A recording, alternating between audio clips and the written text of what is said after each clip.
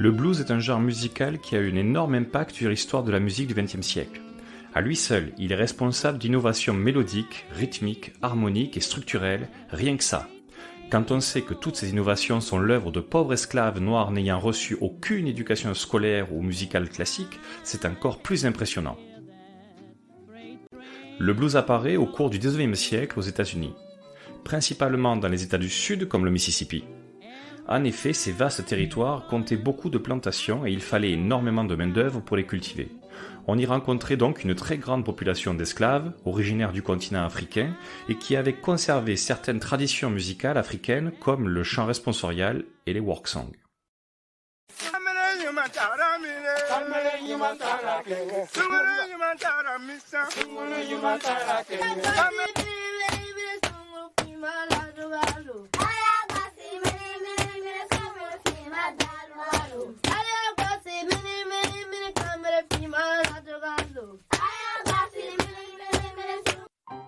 Le blues se caractérise par une structure harmonique très simple.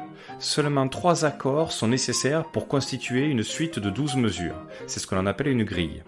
L'utilisation d'une grille permet aux instrumentistes d'un orchestre de se répartir les tâches très rapidement et permet que chaque instrumentiste puisse à tour de rôle improviser. Un autre apport important du blues est le swing.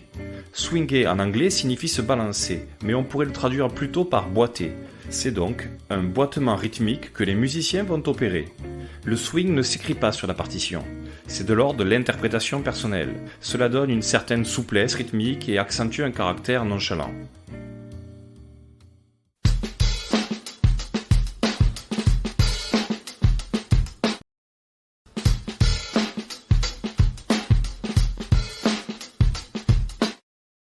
Grâce à l'utilisation des grilles dans le blues, l'improvisation, déjà présente depuis longtemps dans les work songs, se développe de manière plus importante et plus structurée.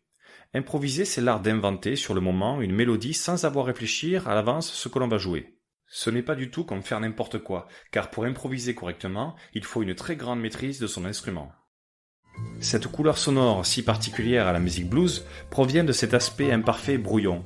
Un musicien de blues se doit de rechercher ce côté brouillon et approximatif des origines.